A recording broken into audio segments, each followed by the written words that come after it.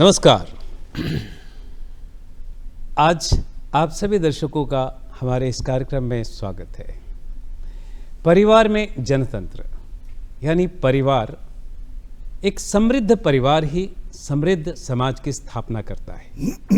एक परिवार जो है वो बहुत कुछ करता है और बहुत कुछ उस पर निर्भर भी होता है।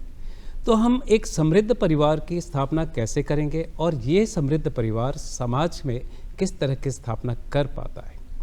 देखिए, परिवार में कई तरह की बातें होती हैं, कई तरह की समस्याएं होती हैं। आजकल कई तरह की नई नई बातें भी शुरू हो गई हैं। पहले क्या होता था, एक जॉइंट फैमिली होती थी और अब क्या हो गया है कि पूरी तरह से एकल परिवार हो गया है, यानी कि एकल फैमिली, न्यूक्लियर फैमिली हो गया है। पहले लोग एक साथ रहते थे, तब एक साथ रहने के कई फ़ायदे भी होते थे, लेकिन आज जब अकेलापन लोगों को महसूस होता है तब उन्हें तकलीफ़ भी होती है कि अगर काश मेरे साथ माता पिता रहते, काश मेरे साथ और लोग रहते, मेरे भाई बंधु रहते तो कितना अच्छा होता है।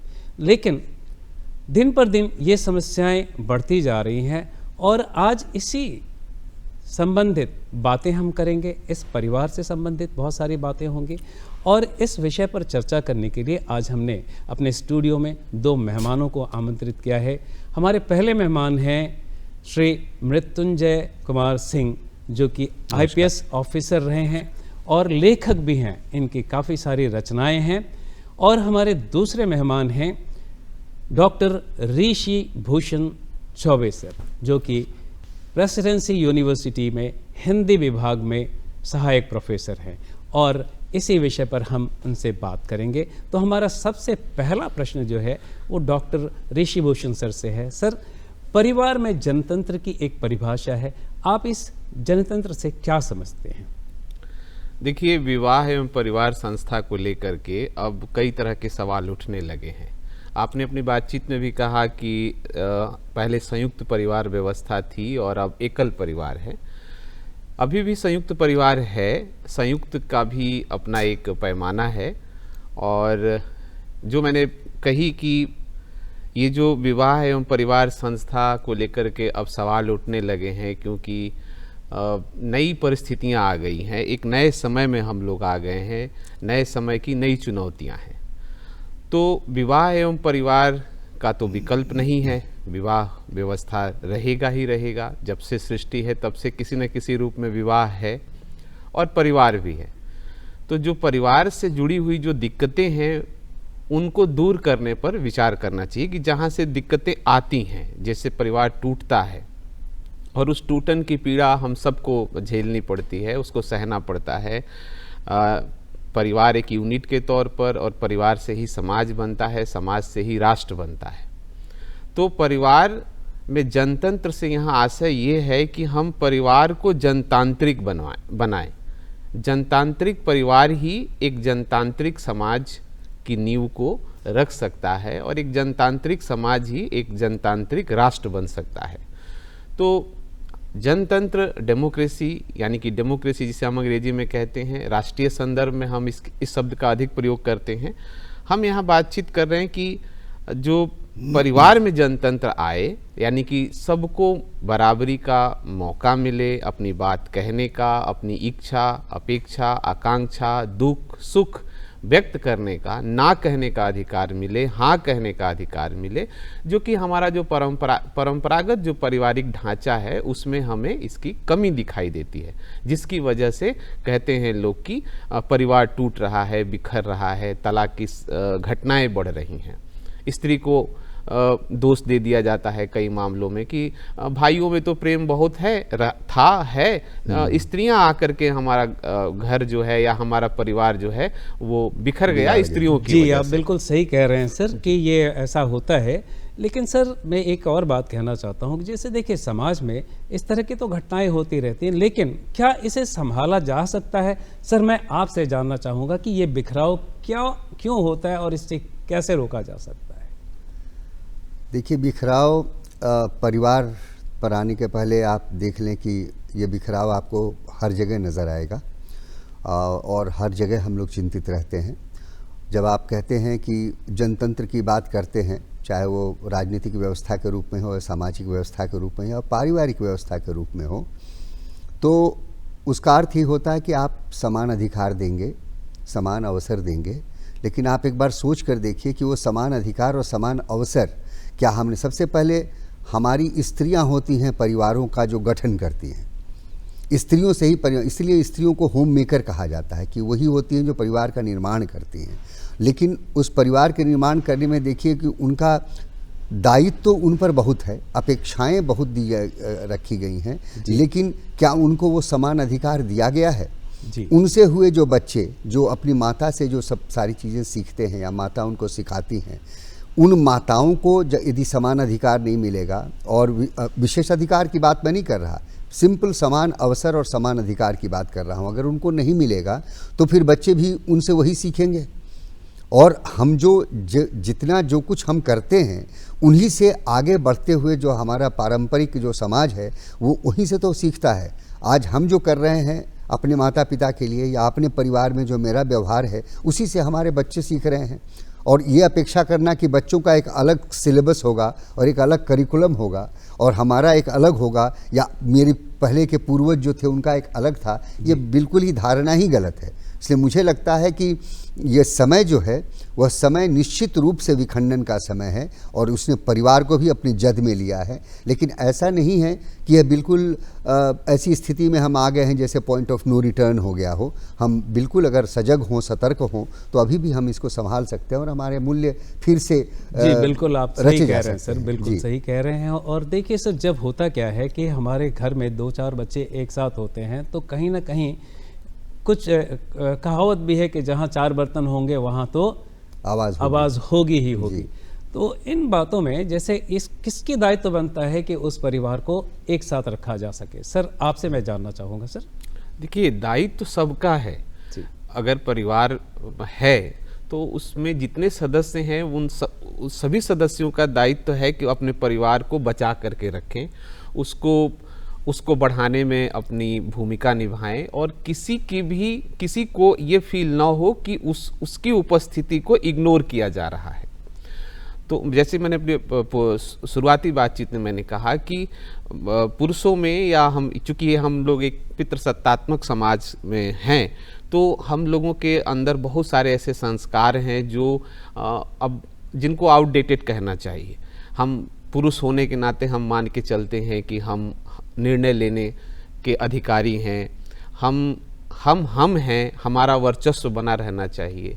ये हमारे संस्कारों में आकर के एक तरह से जम गया है। और जब स्त्री पक्ष की तरफ से आप देखें तो यहाँ पर टकराव आता है। स्त्री जीवन अब पहले जैसा जीवन नहीं रहा है, तो सबसे ज़्यादा टकराव आता है निर्णय को लेकर के। जब किसी बड़े मसले पर घर में फैसला होता है तो पुरुष बैठते हैं, और अगर स्त्री अपनी बात कहना चाहती है तो उसको कहा जाता है कि तुम भाइयों के बीच में मत आओ। यहाँ उसके एक तरह से स्त्री के व्यक्तित्व को आप नकार रहे हैं, उसके समझ को, उसके विवेक को आप नकार रहे हैं। बिल्कुल। जब आप उसको नकार देते हैं तो एक कुंठा का जन्म होता है और उसको लगता है कि ये प्लेस उसके लिए नहीं है या उतना नहीं है जितना कि उसके पति का है अथवा पुरुष सदस्यों का है। तो यहाँ पर हमें ध्यान में रखना होगा कि बदले हुए समय में स्त्री के स्वर को, उसके विवेक को हमें पूरा इज्जत देनी होगी। ये तो बात हुई कि जहां हम कहते हैं कि स्त्रियों की वजह से घर टूटता है, मैं उसके संदर्भ में ये बात नहीं सर, आप बिल्कुल सही कह रहे हैं कि कई बार ऐसा होता है कि एकमात्र दोषी उन्हीं को माना जाता है। तो ये कहाँ तक सही है कि वो दोषी हैं? क्योंकि आज बहुत सारी महिलाएं अपने अपने बलबूते पर बहुत कुछ कर रही हैं, पुरुषों से कहीं ज़्यादा आगे हैं, तो उन्हीं पर क्यों दोष मढ़ा जाता है सर? नहीं, यही तो है। अगर यदि आप जो ऋषि भाई अभी बता रहे थे कि आप भागीदारी अगर कम कर देंगे, जनतंत्र का मतलब ही होता है ना, सब आदमी को भागीदारी मिलनी चाहिए। अब आज के तारीख में औरतें ऐसा तो नहीं है कि केवल घर में बैठ के आपका बर्तन बासन और ज़मीन जायदाद देख रही हैं और यही संभाल रही हैं, घर संभाल रही हैं। अब वो जाके बाहर निकलती हैं, बाहर के काम करती हैं, नौकरी करती हैं, तनख्वाह लेकर आती हैं घर में, आपके घर की आर्थिक व्यवस्था में भी वो सहयोग करती हैं। तो उनको अगर भागीदारी अब किसी भी हालत में वो नहीं चाहेंगे कि वो किसी अधीनस्थ अवस्था में रहें या परंपरागत रूप से जैसे जो माना गया है कि आप ये परंपरा में कि औरतों को ऐसे ही करना चाहिए, हम लोगों ने एक सेट ऑफ रूल्स बना दिए हैं, तो जब तक वो नहीं हटेगा, क्योंकि केंद्र में, परिवार के केंद्र में हमेशा परिवार बनता ही इसी से है कि जब एक औरत आती है, अदरवाइज मर्दों से परिवार कहाँ बनता है जी, मर्द के बिना औरत के परिवार हो ही नहीं सकता। बिल्कुल। तो एक औरत जब आती है, बच्चे जनती है, घर तैयार करती है, तब एक आपका परिवार का गठन होता है।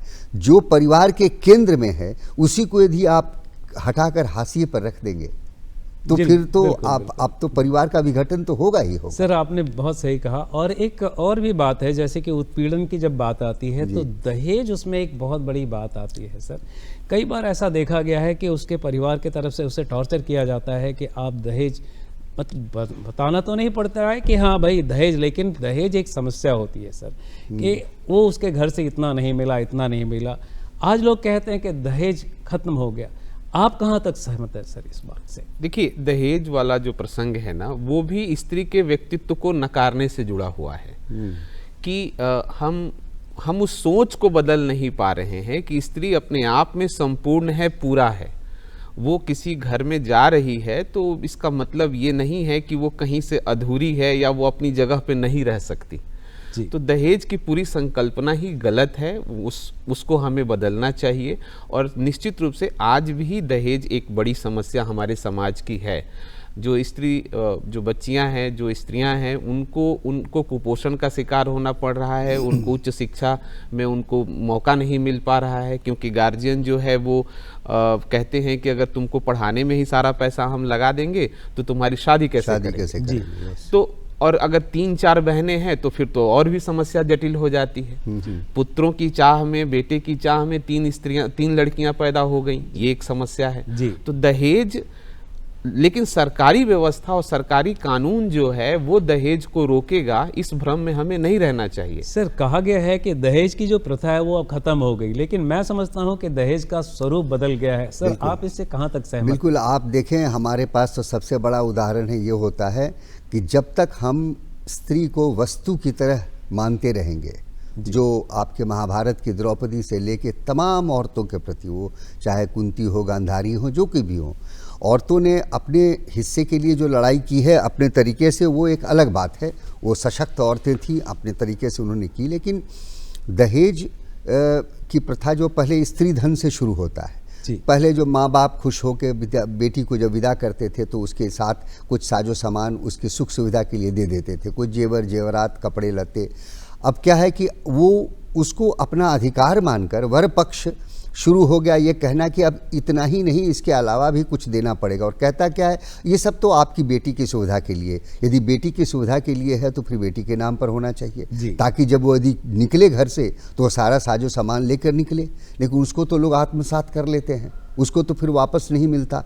तो मेरा मत ये है कि और वो मत इस बात से ही जुड़ा है कि दोनों चीज़, वुमेन का, औरत का कोमोडिफिकेशन, जो वस्तु के रूप में उसको इस्तेमाल करना कि ये एक वस्तु है, या मशीन की तरह उत्पाद की मशीन की तरह इस्तेमाल करना कि एक पुत्र जनेगी हमारे लिए। आजकल तारीख में कह देते हैं लोग कि अब पुत्र नहीं, ऐसा नहीं है, पुत्र पुत्री में कोई फर्क नहीं है। आप देखिए, सबसे पुरानी श्री सुक्तम वेद का मंत्र है, उस मंत्र में भी पुत्र पौत्र धनम हस्त स्वासत्री रथम, हर आदमी पुत्र की कामना और पौत्र की कामना से मरा जा रहा है। उसके लिए औरत को उत्पादन की मशीन बनाया गया है। ये भावना अपने दिमाग से निकालनी पड़ेगी। और मेरा ख्याल है कि सबसे बड़ा दहेज की जो प्रथा आप कह रहे हैं, दहेज प्रथा के लिए भी बहुत ज़रूरी है औरत का जितना सशक्तिकरण होगा आर्थिक रूप से, केवल सामाजिक भी मैं नहीं कह रहा हूँ, आर्थिक रूप से जितनी वो स्वतंत्र होगी, स्वच्छंद होगी, उतनी बेहतर तरीके से वो परिवार भी चलेगा और परिवार में जनतंत्र का भी विकास होगा। वरना होगा यही कि वो भी लड़ेगी, उसके साथ साथ बच्चे भी लड़ेंगे। और आप देखिए, आज ही मैं अखबार में, आज के टाइम्स ऑफ इंडिया में पढ़ रहा था, 11-11, 12-12 साल के बच्चे नशे का शिकार हो रहे हैं, नशाखोरी के शिकार हो रहे हैं। क्यों? उनकी माएँ उन पर ध्यान नहीं दे पा रही, उनके पिता समय नहीं दे पा रहे, इंगेज नहीं कर पा रहे उनके साथ। वरना ऐसा कौन सा ऐसा समाज होगा जिसमें माता पिता को इतना भी भावनात्मक रूप से संतुलन नहीं है और भावनात्मक रूप से लगाव नहीं है बच्चों से कि वो अपने बच्चों को इस बात से अलग रख सकें, उनको कुछ अच्छे गुण सिखा सकें। इसका मतलब उनके पास समय नहीं है। बिल्कुल आप सही कह रहे हैं सर। देखिए, बच्चों में तो बहुत सारी बातों को बताया जाता है और सिखलाया भी जाता है, लेकिन कई बार ऐसा होता है कि बच्चे भी बहुत कुछ सीख करके अपने माता पिता, अपने अभिभावक से दूर रहते हैं। कई बार ऐसा होता है कि वो अपने माता पिता को वृद्धाश्रम में भेज देते हैं। इसका क्या कारण हो सकता है सर? आखिर ऐसा क्यों होता है और ऐसे क्या संस्कार दिए जाते हैं अपने बच्चों में कि वो उनको, अपने पेरेंट्स को वृद्धाश्रम तक भेजे? सर मैं आपसे देखिए, यहाँ दो बातें हो रही हैं, निकल के आ रही हैं। एक बच्चा और दूसरा बुजुर्ग, घर में दोनों सदस्य हैं। और प्रेमचंद जी ने लिखा है अपनी एक कहानी में कि बुढ़ापा बचपन का पुनरागमन होता है, बहुधा पुनरागमन होता है। तो बच्चा जो है, मतलब बुढ़ापा जो है वो एक तरह से फिर से मतलब बचपन की तरफ आ जाता है, वो एक वृद्ध व्यक्ति बच्चे जैसा हो जाता है। अब देखिए, परिवार जब हम बात कह रहे हैं तो उसमें बच्चे की परवरिश भी है और कैसे वरिष्ठ लोगों का सम्मान हमें करना है, जो आपके लिए सम्माननीय हैं, जो पूजनीय हैं, जो आदरणीय हैं, उनके प्रति आदर भी हम उसी परिवार में सिखाते हैं और समझाते हैं, सिखाते हैं। और एक वरिष्ठ व्यक्ति, बड़ा भाई, बड़े चाचा, बड़े फूफा, चाचा, मामा, ये जो रिश्ते हैं, उन रिश्तों के दायरे में रहते हुए बड़ों के द्वारा जो छोटों को प्रेम दिया जाता है, वो भी एक सीखने की चीज होती है। और वही बड़े होकर के हम ये भी बच्चा सीखता है कि आज जो हमें प्रेम मिल रहा है, कल हमको ये लौटाना भी है। अगर जो सेवा मिल रही है, जो सहयोग हमें मिल रहा है, उसको हमें लौटाना भी है। तो अगर ये परिवार नहीं रहेगा, परिवार व्यवस्था अगर कमजोर हो जाएगी, तो ये मूल्य उसके अंदर नहीं आएंगे, बच्चे में वो मूल्य नहीं आएंगे। तो वो चाचा का जो दुख है वो नहीं समझ पाएगा। हो सकता है कुछ हद तक पिता का दुख समझे, चाचा का ना समझे, लेकिन एक ऐसी स्थिति भी आती है कि बच्चे के अंदर जब वो मूल्य दिया ही नहीं गया, सेवा का भाव, सहयोग का भाव, तो वो फिर वो चाचा, पिता, माता, कोई भी हो, उसके प्रति वो लापरवाह हो जाता है। बिल्कुल सही कह रहे हैं सर। और ये कहते हैं कि ये संस्कार की कमी है, क्योंकि अगर हमने बच्चों में संस्कार दिया ही नहीं तो वो हमें मिलेगा कैसे? तो इसलिए ये बहुत ज़रूरी है कि बच्चों को संस्कार दिया जाए। बिल्कुल सर। कई बार ऐसा होता है कि बच्चे चाह करके भी, बहुत बार चाह करके भी अपने परिवार के साथ नहीं रह पाते और वो विदेशों में चले जाते हैं, और इसमें कई बार कई घटनाएँ भी घट जाती हैं कि वो अलग रहते हैं, उनके माता पिता अलग रहते हैं, उन्हें देखने वाला कोई नहीं होता है, बाहर के लोग देखते हैं, तब उन्हें अफसोस होता है कि आखिर हमने क्यों पढ़ाया लिखाया। सर, क्या ये बच्चे की ही गलती है या फिर ये उसकी मजबूरी है? क्या हो सकता है जिसे ये गलती? देखिए, गलती कहना तो बहुत ही अतिशयोक्ति हो जाएगा। किसी की भी गलती नहीं, क्योंकि यदि पिता माता अपने बच्चों को चाहते हैं कि आर्थिक रूप से वो ज़्यादा अच्छा रोज़गार करें, अच्छा कमाएं, अच्छा बिल्ड करें, और ख़ास करके हम जिस जनरेशन को बिलोंग करते हैं, बेबी बूमर्स ने तो हम लोग ने बेबी बूमर्स ने और उसके बाद एक्स जनरेशन वालों ने तो काफ़ी कंस्ट्रक्ट ही किया है कि आगे घर मकान तैयार करें अपने माता। तो किसके लिए करते हैं? केवल अपने परिवार के लिए तो नहीं करते, वो साथ में उनके माता पिता, भाई, चाचा, सब लोग हैं जो उसमें इन्वॉल्व हैं। लेकिन होता क्या है कि इस करते आदमी एक पथ चलते चलते, एक बात याद रखिए, उबलता पानी ही जो है वो अंडे को कड़ा भी बना देता है, और वही उबलता पानी आलू को कोमल बना देता है, सॉफ्ट बना देता है। तो एक स्थिति एक ही है। तो ये जो खौलता जीवन है, इस जीवन में वो जो पढ़े उनको पता ही नहीं चलता वो कहाँ से कहाँ पहुँच गए, और एक जगह जाकर जब असुविधा होती है या इस तरह का कोई क्राइसिस या समस्याएं आती हैं, तब उनकी आंख खुलती है कि अरे हम तो बहुत दूर निकल आए, अब क्या करें। तब वो उसको क्या करते हैं, कोशिश करते हैं उसको कि कैसे उसको मेंड किया जाए। जी बिल्कुल, कि कैसे इस समस्या से कैसे निदान इसका ढूंढे। अब उस निदान ढूंढने के दौरान ये जो आप कह रहे थे वृद्धाश्रम या अस्पताल में, आज बड़े बड़े अस्पतालों में आजकल हो गया है कि आपके एक कार्ड वो इशू कर देते हैं कि आपके माता पिता एक फ़ोन कॉल पर लोग पहुंच जाएंगे, उनको लेके चले आएंगे, यहाँ तक कि मृत्यु के बाद उनकी अंत्येष्टि तक सब करवाएगी, एक सर्विस प्रोवाइड हैं, करेगी। कई जगह ऐसी संस्थाएं हैं जो कि मृत्यु के बाद भी जी जी जो आपके संस्थाएं हैं जो आपको करना चाहती हैं। अब इनको हम किसी तरीके से, ये जो मुझे अटपटी इसलिए लग रही है क्योंकि हम एक ऐसे पारंपरिक व्यवस्था से आते हैं जहां हम लोगों ने ये नहीं देखा था, लेकिन हमारे बच्चे ये देख रहे हैं और वो इससे बेहतर कैसे हो सके इस बात की तरफ उनका ध्यान भी है। फ़र्क यही है, जो वो देखेंगे हमें करते हुए वही वो करेंगे और शायद हमसे बेहतर करें। लेकिन फ़र्क चूँकि हमें ख़राब लग रहा है क्योंकि हमें अटपटा लग रहा है। अब किसी को भी लाके आप सपोज इस स्टूडियो में लाके एक बच्चे को बिठा दिए बिना ट्रेन किए हुए, तो उसको समझ ही में ना आएगा कि किस कैमरे को देखना है, इसे देखना है, उसे देखना है, उधर देखना है। लेकिन यदि उसको थोड़ा सा ट्रेनिंग आप दे देंगे, वो देख लेगा आपको एक बार वहाँ से बैठ के कि आदमी क्या क्या कर रहा है, तो ठीक वो सीख जाएगा वो गुण कि अच्छा ठीक है इसको करना है, इसको मैं और बेहतर तरीके से करता तो हूँ। बच्चों में ये जागरूकता लाने के लिए और उसे समझाने के लिए क्या हमें कुछ करना चाहिए या समझाना चाहिए या क्या करना चाहिए सर? आपसे मैं ये जानना चाहूँगा सर। देखिए, संपूर्ण व्यक्तित्व का विकास जी होना चाहिए।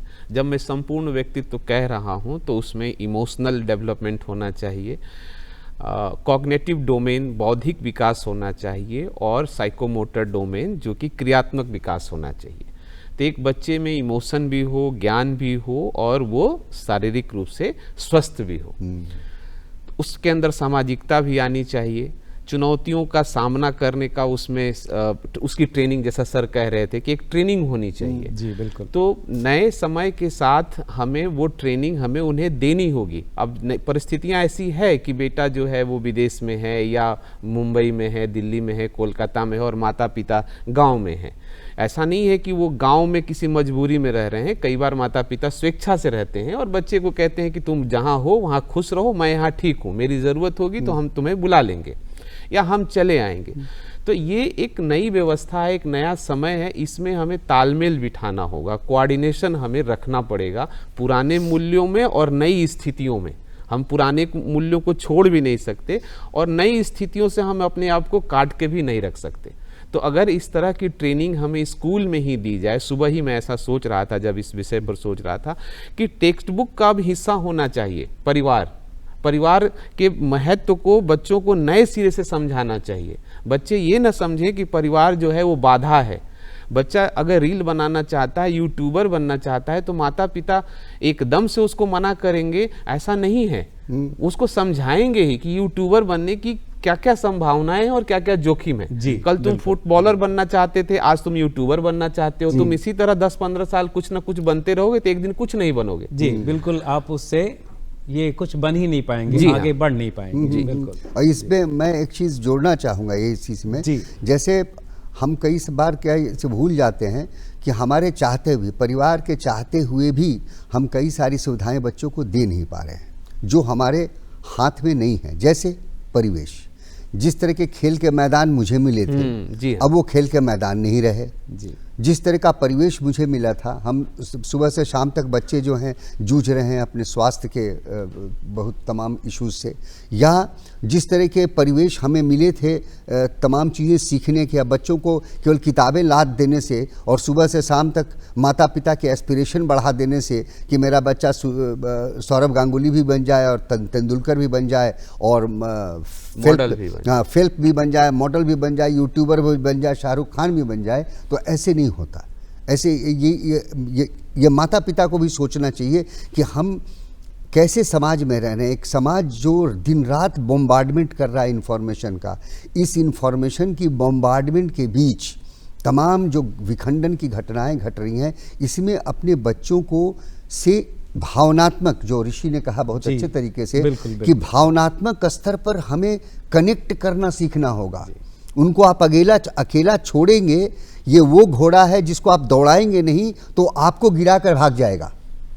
बच्चे वो इस तरह के घोड़े हैं, आप घोड़े को अगर बढ़िया से दौड़ा के नहीं रखें तो आपको पीठ पर बैठने नहीं देते, जैसे आप पीठ पर बैठेंगे आपको गिरा के भाग जाएगा। बच्चे हमारे वैसे हैं, ये जो जनरेशन और ख़ास करके जेनजी और अभी जेन अल्फा, और अब तो जो 2024 से जेन बीटा भी आ गया। तो ये तो दिन पर दिन आपके ऊपर समस्याएं बढ़ती जाएंगी, और लेकिन उसका उस समस्या से आपको निदान पाना है और उस समस्या को हटाना भी है। सर, आप दोनों ने बहुत अच्छी तरह से आपने इसके बारे में बताया, लोगों के बारे में बताया, समस्याओं के बारे में बताया, उसके निदान के बारे में भी बताया। कुछ समस्याएं जो दहेज से रिलेटेड थी और परिवार से रिलेटेड थी उसके बारे में भी बताया, और बहुत ही अच्छा लगा। आपने हमारे दर्शकों को बहुत ही ये ज्ञान दिया, इस चीज़ पर बात हुई हमारी। तो हम लोगों ने जाना कि आज जो परिवार में जो समस्याएं हैं, ये समस्याएं आगे भी होंगी, लेकिन इस तरह की समस्याओं से निदान पाने के लिए हमें क्या क्या करना चाहिए, बस हमें ध्यान रखना है कि हमारे जो संस्कार हैं उसे नहीं भूलना है, और हमें बड़ों का आदर करना है। साथ ही साथ उन सारी चीज़ों के लिए तैयार रहना है जिससे भविष्य में किसी तरह की समस्या ना हो, क्योंकि एक समृद्ध परिवार ही समृद्ध समाज की संरचना करता है, स्थापना करता है। आज हमने इस पर बहस की और बहुत अच्छा लगा। आप दोनों का बहुत बहुत धन्यवाद। शुक्रिया। और फिर अगले किसी बहस में हम फिर बात करेंगे। तब तक के लिए नमस्कार।